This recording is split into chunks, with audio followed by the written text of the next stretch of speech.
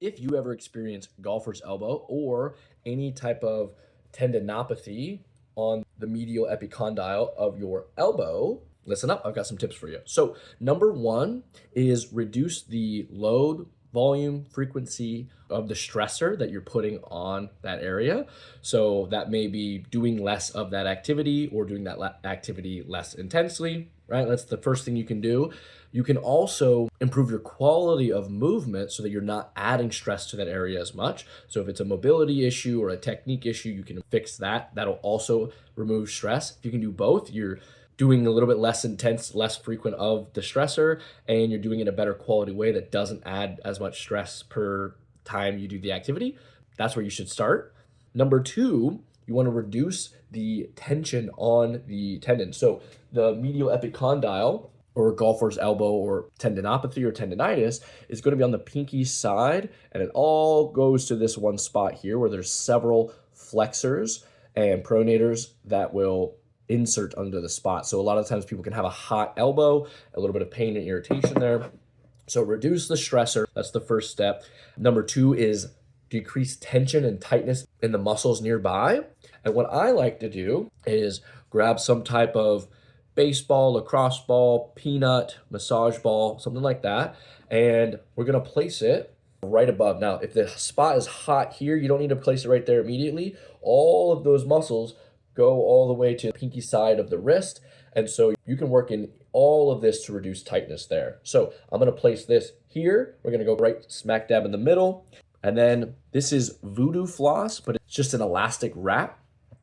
And we're going to wrap the forearm while pressing this into there. And if you don't have a friend or partner to help you out with it, what you can do is sort of pre-wrap a little bit here so that you have the wrap kind of already going. And then you can place it down there. And then once you've got that wrapped, you just can tuck this in anywhere that there's a little bit of availability for the tail to tuck in. And if you've got it in the right spot, it's going to be majority on the area that needs the work, which is going to be the flexors. Flexors come down. Again, when you're looking at all these muscles that flex down into this specific spot.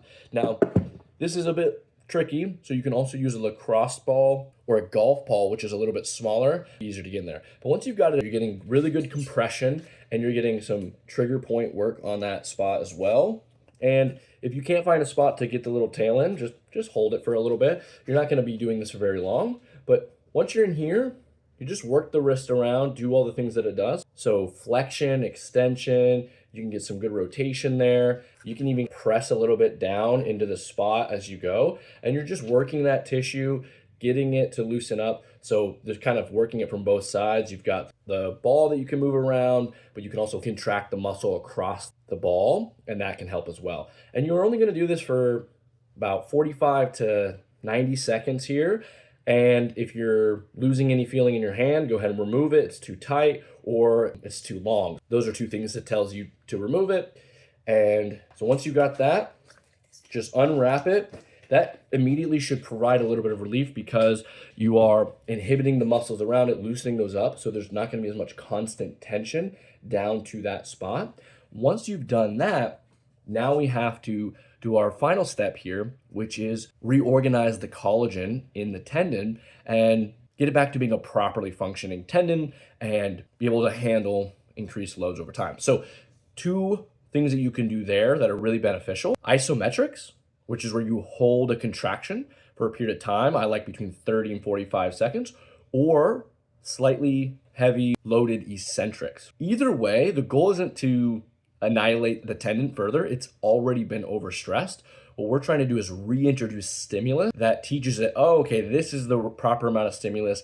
This is how we resynthesize collagen to the tendon and reorganize it so it's a properly functioning tendon again. So I like a tennis ball because when you press these two digits together, it's going to contract right there. You also might find this triggers it. It just depends on which specific tendon is the most impacted. So what you can do is you can press and hold between here for 30 seconds, count to 30, press, hold, and it should be about 30% of your maximum capability.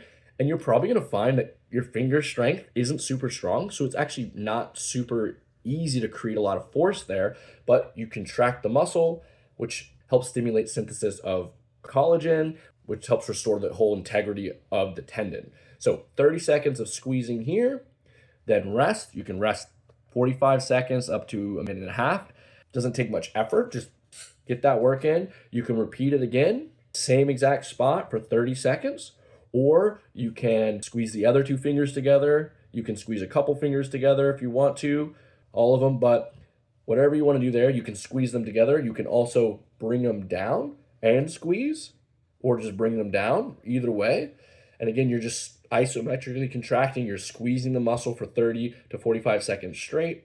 And you're getting between 2 and 5 sets in there, just depending. Start off a little bit less, just in case it's a little bit more inflamed, and then build up. So that is isometric. And then next is something you can do if you want to do the eccentric work. So personally, I like the isometric work a little bit better. It feels a little bit more targeted, and you don't have to worry about load management, picking the right weight for it or anything like that. But what you can do is you can do eccentric work.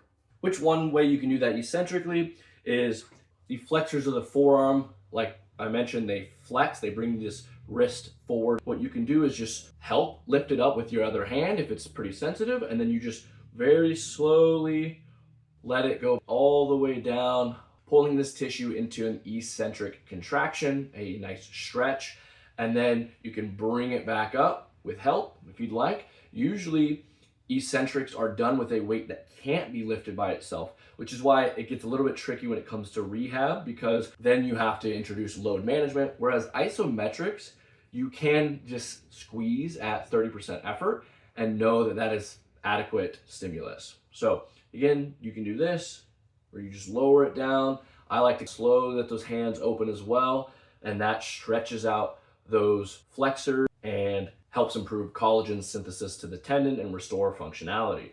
Boom, help it back up, and then slowly lower it down into that eccentric contraction, that stretch there. So that's how you can take care of golfer's elbow or any type of tendinopathy that you're experiencing on the medial epicondyle of that elbow. As always, consult your doctor, physical therapist before trying any of these. But if you want to take some of your health into your own hands, you're more than willing to give this a try. Again, steps are reduce the stress, frequency, load, or intensity by doing it less intensely or less often, or by improving your quality, which can be improving your technique or improving your flexibility so that you're not adding as much stress every time you do that activity.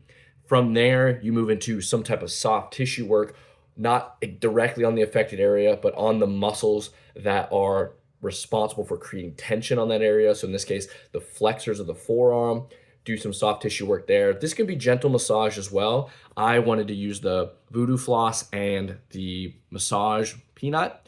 And then from there, go into isometrics or eccentrics and do 2 to 5 sets for either 20 to 45 seconds of concentric work or 3 to 8 reps of the eccentric work. The repetition number doesn't matter a whole lot as long as you are not adding more stress to the area and you are improving this slightly over time. And that will all reduce pain, improve the healing and collagen synthesis of the tendon, improve its functionality, and get you back to the activity that you love. So give that a try.